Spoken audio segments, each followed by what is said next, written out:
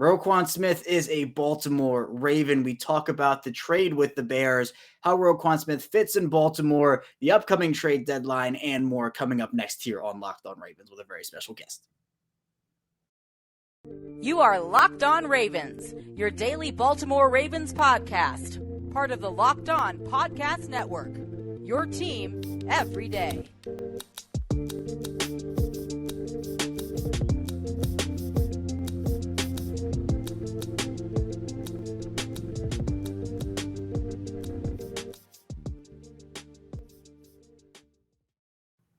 And we are back. Another episode of Locked On Ravens, your daily Baltimore Ravens podcast. I'm your host, Kevin Ostraker of Ravens Wire. Of course, we're here on the Locked On Podcast Network, your team every day. Thank you so much for tuning in here today, making us your first listen of the day. We're free and available on all podcasting platforms, including over on YouTube. And today's episode of Locked On Ravens is presented by Prize Picks. Prize Picks is daily fantasy made easy. Pick 2 to 5 players, and if they score more or less in their Prize Picks projection, you can up to 10 times your money on your entry. First-time users can receive a 100% instant deposit match up to $100 with promo code LOCKEDON. That's prizepicks.com, promo code LOCKEDON. If you heard us on YouTube, be sure to subscribe to this channel, follow along with us in audio form as well. Also, be sure to like the video in video form. We put out daily Ravens content 5 days per week. So thank you to everybody for all your support, as always. But we have a fun episode today. I have the celebratory palm tree shirt on. It doesn't come out unless there is a special occasion, and it is a special occasion today as Baltimore makes a splash right before the trade deadline. The trade deadline is today, but Baltimore got the fun started early, acquiring all-pro inside linebacker Roquan Smith from the Chicago Bears in exchange for a second-round pick, a fifth-round pick, and AJ Klein. So we're going to talk with Spencer Schultz of Baltimore Beatdown today about the move, grades for the move, where Roquan Smith fits in, the future of Roquan Smith, and some other players in Baltimore, as well as talking about if Baltimore is going to make any other moves as the trade deadline comes to a close. So you can hear whether we were right or whether we were wrong with our predictions on that. That'll be in the final segment. First 2 segments, though, Roquan Smith, and more Roquan Smith. Let's dive into that now with Spencer Schultz of Baltimore Beatdown. Well, the Baltimore Ravens made a splash on Monday as they acquired Roquan Smith from the Chicago Bears, and we're going to break it all down now. Spencer Schultz of Baltimore Beatdown, our Taco Tuesday guest, joining me here. And look, I got the celebratory shirt on, so you know something big went down, the palm trees and everything. Spencer, we talked for a while last week about what move could the Ravens make for maybe a wide receiver, an edge rusher, another position. This is an inside linebacker in Roquan Smith, one of the best in the business at his position. He now slots in on this Ravens defense. I mean, first and foremost, did you think a move like this was going to happen? And what were your initial thoughts? Because I was in shock, but in a good way. So I actually wrote a 3,500 word article at around, I want to say at 12:33 Pacific. So it came out 3:33 Pacific. Excuse me, that time is even wrong. It was before that. I digress. It was a couple hours before the trade happened. And what I wrote about Roquan Smith in particular was that, I'm trying to find it here. Roquan Smith requested a trade ahead of the season. Smith would require some finagling as he still owed around half of his $9.3 million 2022 salary. Whether the Bears would be willing to assist with that is unknown, but Smith was quite displeased when the Bears traded Quinn to the Eagles, although reports are indicating that the Bears could be unwilling to trade him. Smith does possess a relatively similar frame and somewhat similar skill set to Patrick Queen, although Smith is much more advanced in coverage and capable of carrying slot receivers up the seam, which only a handful of NFL linebackers can do with any consistency. The Ravens wanted Bobby Wagner this offseason, so it's not unlikely that they look to linebacker again, but it is a little bit more likely they attempt to acquire a linebacker with a more square frame that could defeat the run in the box to pair out of nickel with Queen than I think someone like Smith. But then again, adding good football players is never a bad thing. So that was my take about 3 hours before the trade went down. And I'm glad that I saved it and saved my face by saying, but adding good football players is never a bad thing.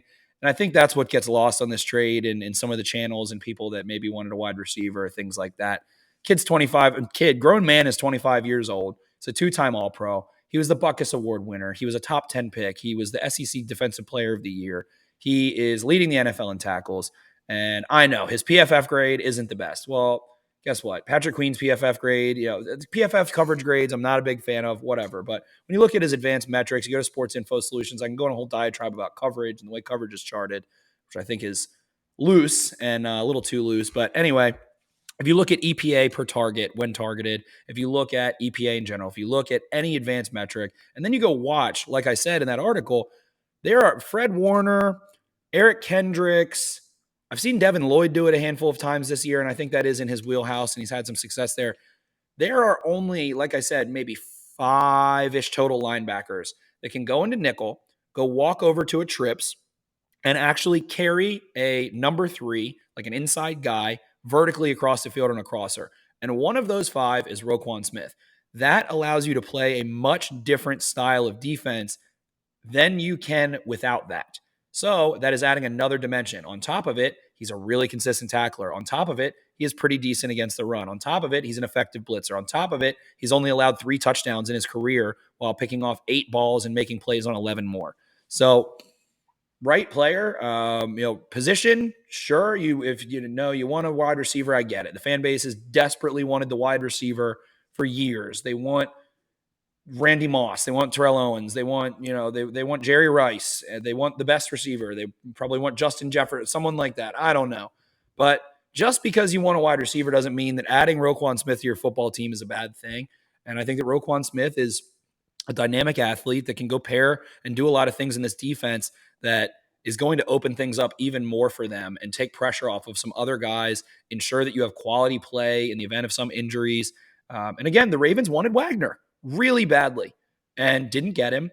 And Eric DeCosta is one of the most quietly persistent general managers that I know of, really. And of course, I am a little more, put him under the microscope a little more than certain other GMs, but I like to think I follow the league pretty darn closely. And when he fails with Earl Thomas, he goes and gets Marcus Williams a couple of years later. When CJ Mosley gets away, you can't re-sign him. You won't go after Bobby Wagner, you go get Roquan Smith. Things that plague them, they chase until they get it right. And it feels like they've been chasing that linebacker for quite some time.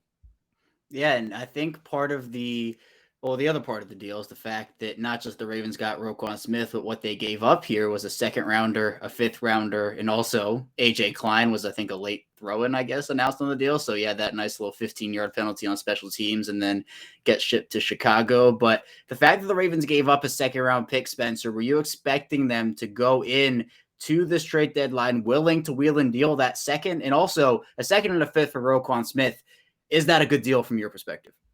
So I thought that Roquan Smith would fetch a 1st-round pick from whoever traded for him. And I was floored to see that he didn't. I think the world of him. He's a 2-time All-Pro at 25 years old, and he's not declining. Like there's nothing there that says that he isn't that same guy. And again, if Vic Fangio thinks you're an outstanding linebacker, I'm going to trust Vic Fangio more than I'm going to trust myself. And that's who Vic Fangio picked to be the centerpiece of his defense.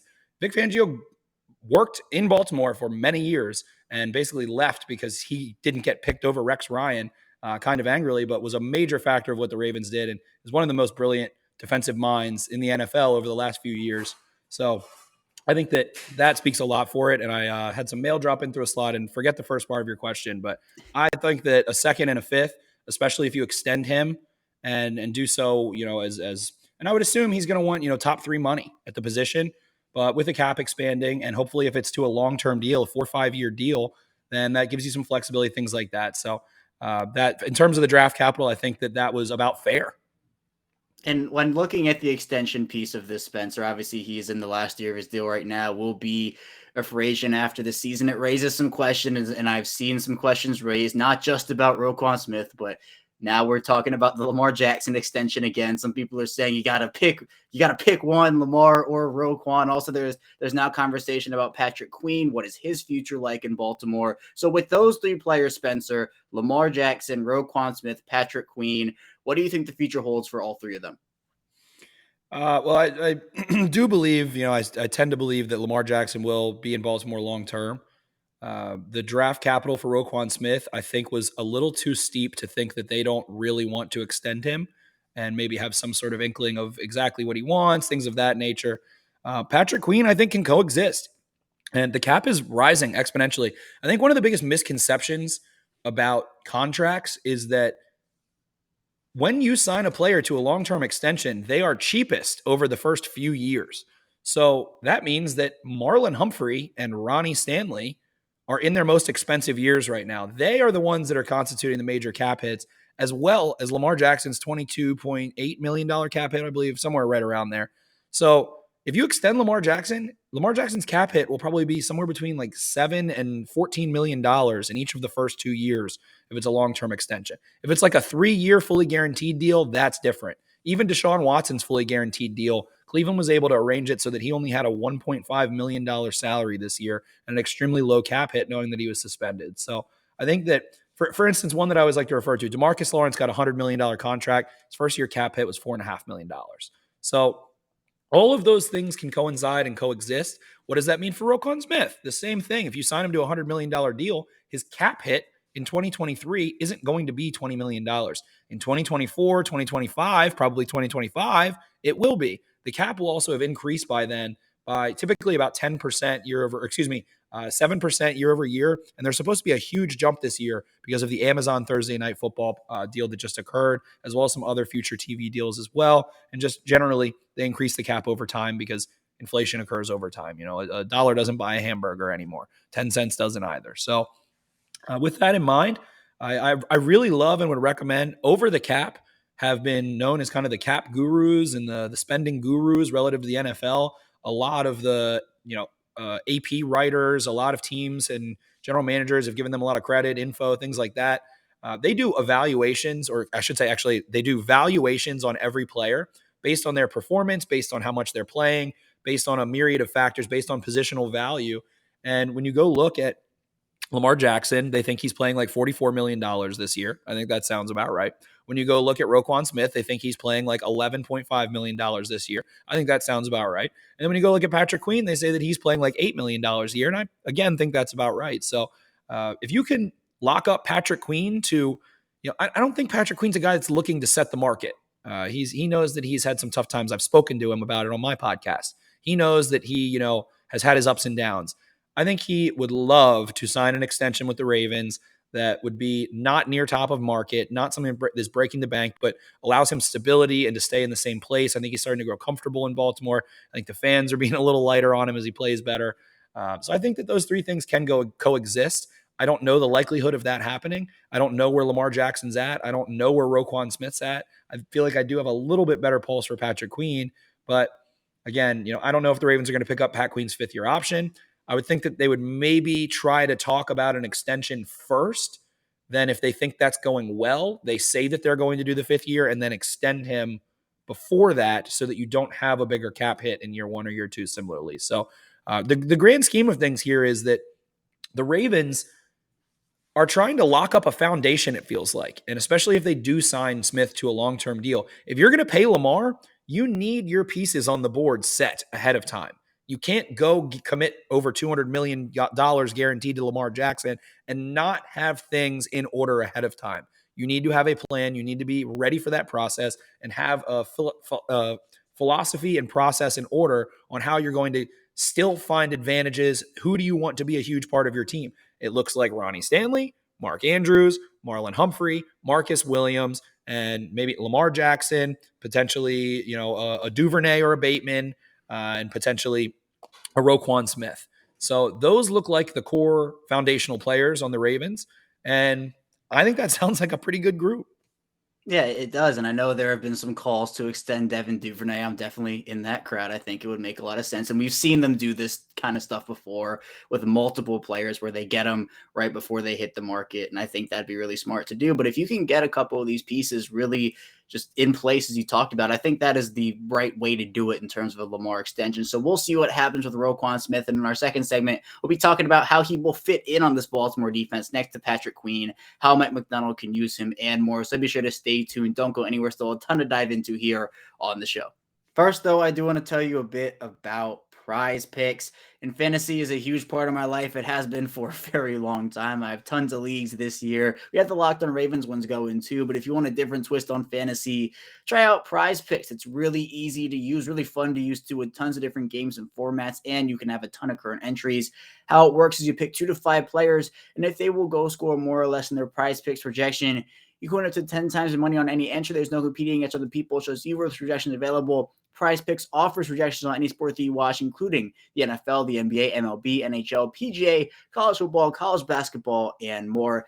Entries can be made in 60 seconds or less. It's that easy. They have safe and fast withdrawals, and they're currently operational in over 30 states and Canada. Download the Prize Picks app and go to prizepicks.com to sign up and play daily fantasy sports. First-time users can receive a 100% instant deposit match up to $100 with promo code Locked On. If you deposit $100, Prize Picks will give you $100. You deposit $50, Prize Picks will give you $50. Don't forget the promo code Locked On and sign up for an instant deposit match of up to $100. We're back, our second segment of Locked On Ravens. Kevin Oestreicher is still talking with Spencer Schultz of Baltimore Beatdown on a Taco Tuesday episode where we're talking Roquan Smith. Baltimore again acquiring Roquan Smith from the Chicago Bears, a second rounder, a fifth rounder, and AJ Klein going back to Chicago.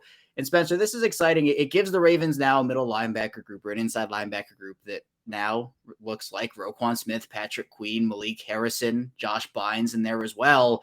What does this whole trade do to the dynamic of that room? And how can Roquan Smith play next to and play off of some of these guys, mainly Patrick Queen? We've seen Patrick Queen turn into more of a keep ball in front of him, awesome downhill linebacker. Really loves to go knife through the line and blitz aggressively. He feels like his recognition of run concepts, particularly against divisional opponents, has been super strong. And so I think that allows you to use Patrick Queen in kind of just that role and really let him dial into what he excels at. Because Roquan Smith, like I said, can go carry number 3. You can ask him to play man coverage against a running back, against a tight end, against a slot receiver at times, and he can be a little bit more effective in that. So there is a little bit of a yin and a yang to it. Neither of them are big thumping guys, I would say, necessarily, but I've seen Patrick Queen really grow into block deconstruction, taking good angles, being active with his hands, working laterally, keeping his shoulders square to the running back, mirroring the running back well as he works through contact, all of those kinds of things. So I think that frees up Queen to just be even more aggressive. And knowing that you have someone like Smith that can run like Queen can, probably maybe a touch faster, sideline to sideline, and go rally to that point. And you don't need Roquan to be that kind of downhill presence, whereas it feels like Queen is starting to excel in that role a little bit more so. So you can ask Smith to do more complex things, similar to a safety in many ways as a linebacker. So when you're able to play nickel and maybe jumbo nickel, suddenly you maybe don't have to force Pepe Williams, who has had some struggles. He's made some nice plays, a good tackler, but kind of plays like a small linebacker, like a really small linebacker. Suddenly you're not forced to have to ask him to do some things, and you can specialize him a little more, use Hamilton in the slot at times, use Stevens at the slot at times, some of those things. So I think it has ancillary benefits into the safety room and into the slot corner position a little bit. You don't need to play quite as much dime. You can play more nickel and defend the run better out of nickel. I think there's a big misconception that safeties are as capable against the run as linebackers. Safeties don't have to take on offensive linemen with any sort of consistency the way a linebacker does. When linemen reach you on the second level consistently throughout a game, keep doing it, it's going to bite you. And again, the Ravens are living in more too high structures, cover 4, palms, cover 2, cover 6, some 2-man occasionally, things like that. And we're going to see them be able to defend the run better and allow the safeties to be safeties more in that situation. So teams are living in this too high world. I think a lot of people keep saying that the Ravens, they zag when everyone zigs. This is a zig. The NFL is going towards too high, and the Ravens, that puts more pressure on what's called the spear, which is your safeties, your linebackers, and your nose tackle. What have we seen the Ravens commit their assets to? Michael Pierce, Marcus Williams, Kyle Hamilton. They spent a first-round pick on Patrick Queen. They bring in Roquan Smith. They also draft a center on the other side of the ball. They love to run the ball. They have continuously tried to bring running backs back and bring running backs in, things of that nature. A running quarterback. When teams play light boxes, you want to be able to run on them. And if you want to play a light box, you need to be able to be sharp against the run still. So I think that is the grand 30,000-foot overview of what the Ravens are trying to do. They went and put the lid on the Bengals.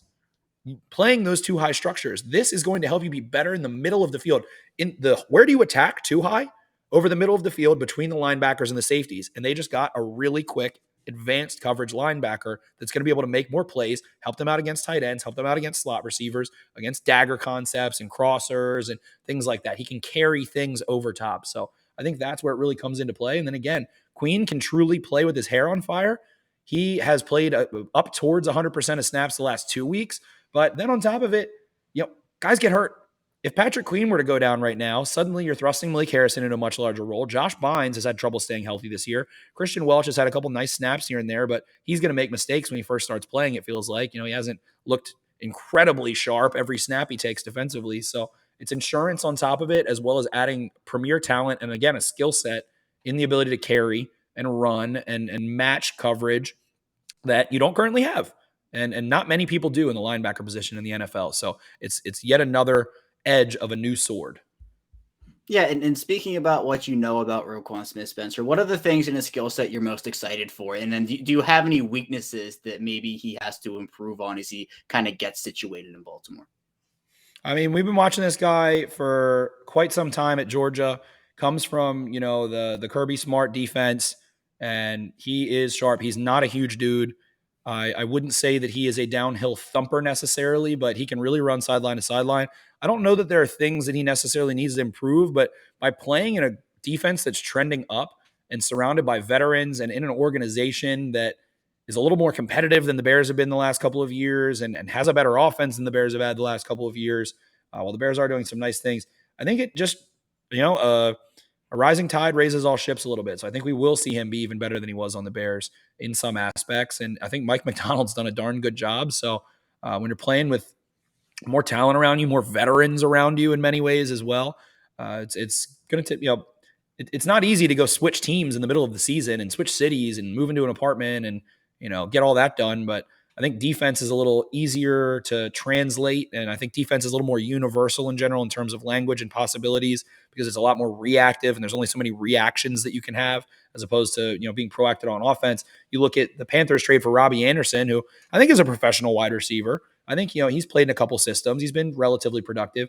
They still aren't, including him in their offense yet. It takes more time to integrate an offensive player. So I don't think that there's going to be some huge jump or anything like that. I think the Roquan Smith that we know is the Roquan Smith that we'll get. And I think that's a really good thing for the Baltimore Ravens defense.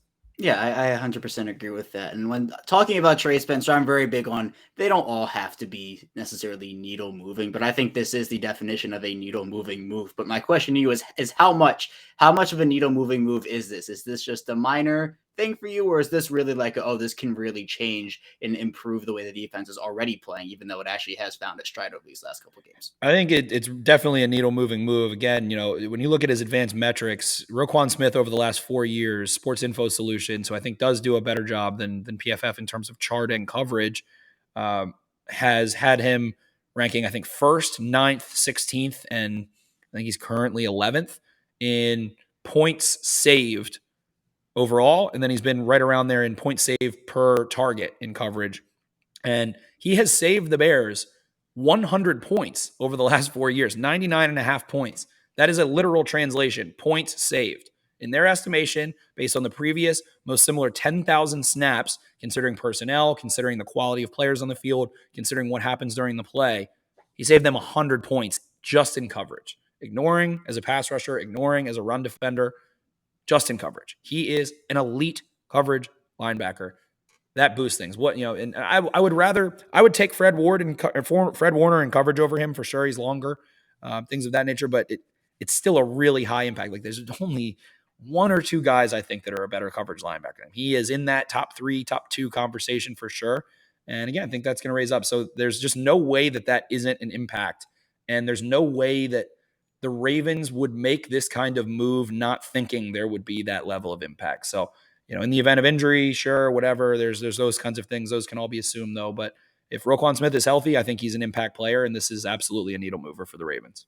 Yeah, and it is. And we've talked for a while about how the Ravens have struggled in times to cover tight ends, cover running backs out of the backfield. I think Roquan Smith provides you with someone who can do that at a high level and do it consistently at a high level. But Spencer, let's do grades for this one. And I'm going to propose 2 scenarios for you. 1, what's your grade assuming he signs an extension? And 2, what's your grade assuming it's just a rental? Assuming he signs an extension, I love the way that you put that, Kevin. Assuming he signs an extension, I'm going to give this, let's call it 91 out of 100, 92 out of 100. Sure, go trade for Jerry Rice, whatever. But there's not that many better moves that you can make with an extension. As a rental, and there is the aspect, there's 2 layers of comp pick conversations. It's like, okay, well, they spent a 2nd and a 5th, but they'll get back a 3rd.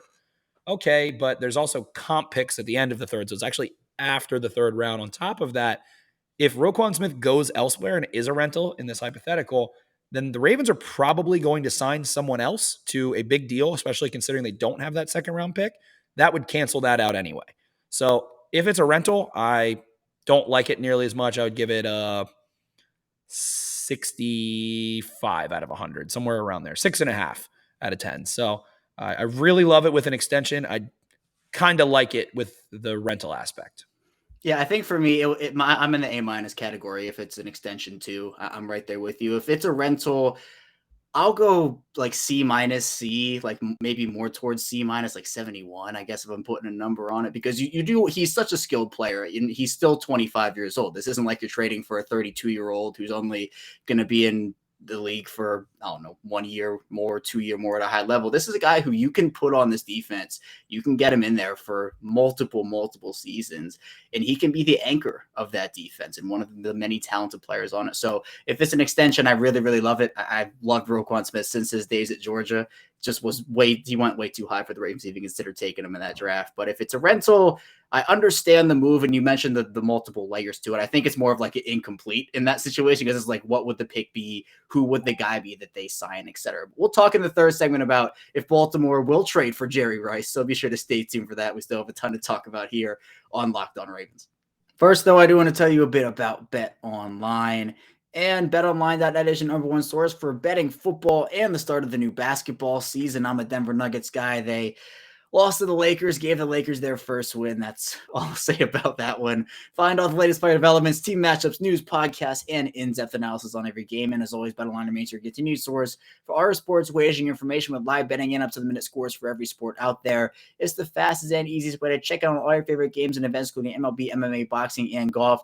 As a website that allows your mobile device to learn more, BetOnline, where the game starts.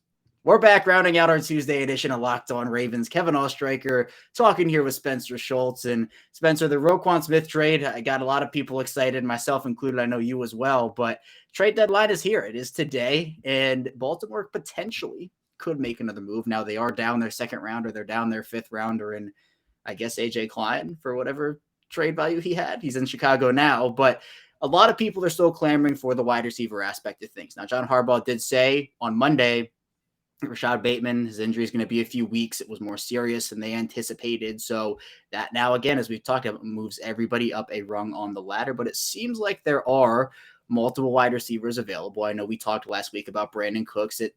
The reports, at least, are that the Texans are only looking for deals, including second rounders. So obviously, with Baltimore not having theirs, would maybe take him out of the running. I'm still on board for Brandon Cooks for a 3, but who knows if Houston does it. Do you feel like Baltimore will make another move here as the trade deadline approaches? I do believe they will. I would say I have a 3 out of 5 stars confidence level that they will, especially considering that they did have the Bears eat all of Roquan Smith's salary. They do have a couple avenues to create a couple more $1 million by restructuring Mark Andrews and Kevin Zeitler, according to Over the Cap. I believe up to $4 million total if they so choose. And I'm sure there's even more ways that we don't even know about that they could. They brought in Sashi Brown for a reason, and it's to help with contracts and being able to be relative to the cap in that sense. So I would say yes. I think we do see them either go for a cornerback, perhaps a William Jackson, who Washington desperately wants to move on from and could possibly be buying. They're 4-4 and feels like they're kind of in a little bit of a last hurrah situation. Sidney Jones from the Seahawks, I think, would make a lot of sense. A Sean Murphy Bunting from the Buccaneers, who apparently is on the trade block, is another one. And then wide receiver would be the other place I look, with Rashad Bateman's foot injury being more significant than initially believed. I'd say that, hey, go look at Kendrick Bourne, Nelson Aguilar. I don't know if they could Trojan horse another team into getting Chase Claypool, but that's another fit that I really like. Brandon Cooks does require a little bit of finagling with his contract. Apparently, he would be willing, based on reports, he would be willing to lower his contract in 2023, just cut some money off of it to go back to the Rams. He is from California. So I don't know if that would apply for the Ravens. I love the fit of Brandon Cooks. I'm in the camp that DJ Moore is more, decently affordable and probably better than 90% of first-round picks will turn out to be in terms of impact that he makes on your team. I don't think the Ravens make that move. I think all they've ever done is tell us they're not going to go get a premier receiver and that they really like Mark Andrews and their tight ends and Devin Duvernay and are going to keep trying to draft one until they get one. And of course, Rashad Bateman's foot can't comply with that this year. But ultimately, one of those more decent moves, a guy that's a little bit of a more of a needle mover than a Demarcus Robinson, who did have a really nice game against the Buccaneers last week, but someone in that too. Maybe a Marvin Jones Jr. from the Jaguars is another one that I don't think a lot of people have discussed. And that's been someone that we've talked about on this podcast quite a few times, Kevin. And hey, I mean, look at us. We talked about Roquan Smith a lot. We talked about Justin Houston a lot. Some of our guys end up here that we talk about on this podcast. So I know it's a lot of fun to think about. We have the Locked On Ravens legend thing going. We might have to add Roquan Smith into that too. And something we've talked about also, Spencer, is Jerry Jeudy. I know the drop issues with him have been very apparent and very made known by a lot of people. That's a move, though, that seems like it'd be a little, well, depending on what you think of both receivers, maybe a little more of a splash than Brandon Cooks would be, just wherever you're ranking with both of those guys. Do you still feel like that's realistic, or do you feel like Denver holds on, or it's just too expensive for Baltimore now? It really just depends on what the price is. I don't think they would want to send a first for Jerry Jeudy, and they don't have a second-round pick now. They don't have a fifth-round pick. I don't know if Eric DeCosta is going to want to get rid of a third-round pick when he doesn't have a second-round pick. It feels like it's a weird position in terms of that, but who knows? I mean, I would personally love to take Jerry Jeudy, especially, if Rashad Bateman ends up being out for the year or in that situation. I think that he can replace some of the skill set that Bateman has pretty quickly and knows Lamar Jackson well. So maybe it doesn't take quite as long to integrate him in. But at the same time, I just don't know what the cost is. I would think it would be like a second or a third and a fourth or something like that. And after the Roquan Smith trade, I could see the Ravens really trying to use like a sixth or a 2024 fifth to go get a guy like a Marvin Jones or something like that instead. So I don't know if that one's in the cards, but I would like it if they did it. Yeah, and there is the interesting conversation point that I've thought about for a while, which is like, if the Ravens do trade that fifth or a sixth or whatnot for one of those lower tier wide receivers, Spencer, do you think that it's with Deshaun Jackson waiting in the wings, I guess, if you want to call it, is it still worth it for them to go out there and make that move? I mean, I think with the way Bateman's injury has been and just with the uncertainty of it, you want to have as much depth as you can get there right now. But would a Deshaun Jackson maybe just be keep the draft capital and put Deshaun Jackson up on the roster, or your favorite Raven, Andy Isabella? Man, maybe Isabella sneaks up here and gets me and nips me in the butt. But I think Deshaun Jackson will be someone that is in the rotation, catches some balls, could see him ending up with like 300-400 yards this season, something along those lines, a couple touchdowns. But I don't know. I would really love like a Kendrick Bourne. I think that would make a ton of sense for them and be cheap enough to do so. It seems like him and Aguilar, as Tyquan Thornton and Jacoby Myers, really continue to blossom and emerge. The snaps have gone down. I think that Aguilar has played under 10 snaps in 3 of the last 4 games, and I think he was a scratch. And I think that Bourne was also a scratch one game. So Ravens and Patriots kind of are simpatico in their willingness to kind of deal players or deal that they really love to wheel and deal with those late round picks. So I feel like you could entice Bill Belichick with like a 7th round, like a 2024 7th round pick to take one of those guys. He doesn't care that the Patriots are 4-4. If he's not using them, he's not using them. And he loves those really late round picks. So if I had to bet my bottom dollar on a receiver coming to Baltimore, it would be one of Bill Belichick's. And if I had to bet my bottom dollar, if they make another move, what would it be? I would say in that cornerback room. Okay. All right. Yeah, that makes sense. I feel like if it is a Patriots receiver, maybe it is Kendrick Bourne, maybe it is Aguilar. It'd be really nice to have Jacoby Myers, but that's not happening. He's too good for them to get right now. The Patriots love Jacoby Myers, but I think for what you're looking at, Spencer, people want to see the Ravens make another move. Definitely wide receiver wise. I think, as you mentioned, cornerback does make sense. Would there be any disappointment level for you if they didn't make a move? I mean, it just depends. Does a Denzel Mims get moved for a 7th round pick? Does Marvin Jones get moved for a 6th round 2024 pick? Something of that nature. If one of those things happens, I would really like to see it. But at the end of the day, they added a 2-time All-Pro that's 25 years old to their team. So it's hard to say they didn't make a splash at the trade deadline by doing that, as opposed to getting Denzel Mims. So I wouldn't say necessarily disappointment, but if the opportunity presents itself to make a cheap move at the wide receiver position, preferably for a veteran like a Marvin Jones or an Aguilar or Bourne, I would prefer that very much, and I hope they do that if they have the chance to. Yeah, it seems like Smith is definitely the big fish, the big splash. Who knows? Maybe something crazy happens, but feels like he's the big splash for now. But Spencer, there was a football game played on Thursday night. We haven't talked about that at all. I do want to get your opinion on the Tampa game. Baltimore pulls out 27-23 win. Very much so a tale of two halves for the offense. The defense kind of got us together in that second quarter after what was just a not so great first quarter, to put it nicely. What were your takeaways from that game? And do you think Baltimore maybe just has momentum now and is starting to turn a corner? I think it was really exciting to see Lamar Jackson so passionate and see the fire that he had. Pat Ricard gets a holding call, and that wasn't Lamar Jackson, not caring or whatever the Skip Bayless story is. And so much of that story ahead of that game, I think, was a grand meltdown for a lot of the Ravens fan base in the first quarter as their offense is struggling and the Bucs go down and score a touchdown. And to watch the way they adjusted offensively, they start running more RPO, more zone reads, which they don't actually run a ton of over the last couple of years, as opposed to like veers and bashes and power concepts, things like that. It was a great in-game adjustment, and Lamar Jackson played fantastic after playing so poorly.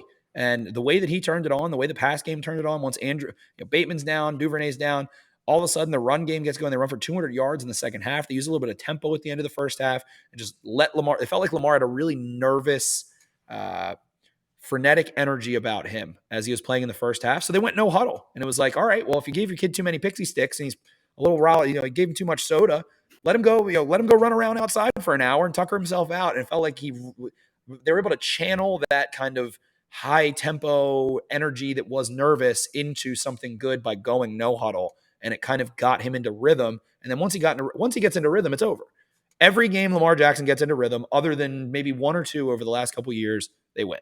So once that happens, it's game over. Once he starts running and making five guys miss in one run, he gets the game breaker like it's, NBA Street, on PS2, it's over. Put down the controller. He is going to win the game every single time when he gets into that mode. And that's why he's such an exciting player. And that's why it's so fun to watch him. And I thought this offensive line turned it on. The whole offense, Isaiah Likely turns it on. Devin Duvernay turns it on. James Prochet starts contributing a little bit as they're missing guys. And it's a short week, and they could have lost that game. Like, teams can so easily say, it was a short week and we had to travel. They didn't. It's easy to be like, oh, it's an NFC team. This game doesn't matter as much. There's no tiebreakers that are decided by NFC teams other than common opponent, which is like the ninth one. So then on the defensive side of the football, they just started to rally and tackle and get their hands up and bat passes and hit Tom Brady and make plays downfield and fight and get stops on third down, get stops, in the red zone here and there. And drag the Bucs out. Geno Stone made he baited Tom Brady, and if I wish that Marcus Williams was able to play in that game, but it felt like he did because of the way Geno Stone played. He baited Tom Brady on such a key down. It was a 3rd and 4, I believe, and he's in off coverage against a twins concept. And so there's one-on-ones, both sides, and Geno Stone's in off, way past the first down marker, and just sits flat as soon as he can tell Brady's going to throw a curl, triggers on it, smacks the ball out of Godwin's hand. It was a perfectly located pass. Geno Stone made the play anyway, gets off the field, things like that. Broderick Washington has a great game, all those things. So really exciting win. A game that like I said, they could have lost and it would have been okay.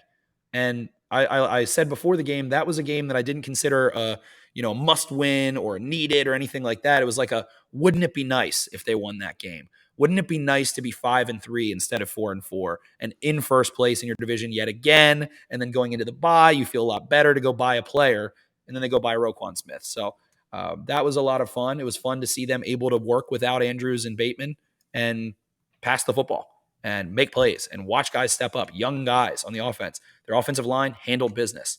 So it was a very beat-up Bucs team, but it was a very beat-up Ravens team as well, especially once the game got going. So really impressive win. Lamar Jackson now 2-0 against Tom Brady and probably going to end that way.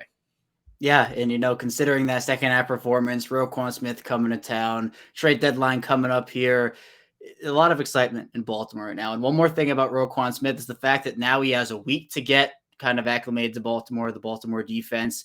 It's being reported he might play on Monday night, so we'll see if that ends up happening. But then after that, you have the bye week to get him acclimated and everything. So it's a nice little acclimation period there for Roquan Smith. But Spencer, that's all I have for you today. Thank you so much for hopping on and joining me here. A celebratory Roquan Smith episode, another Locked On Ravens legend in the books. But tell people what you have going on content-wise over this next couple of weeks. I'm just going to be continuing to churn out tape, churn out film, churn out articles.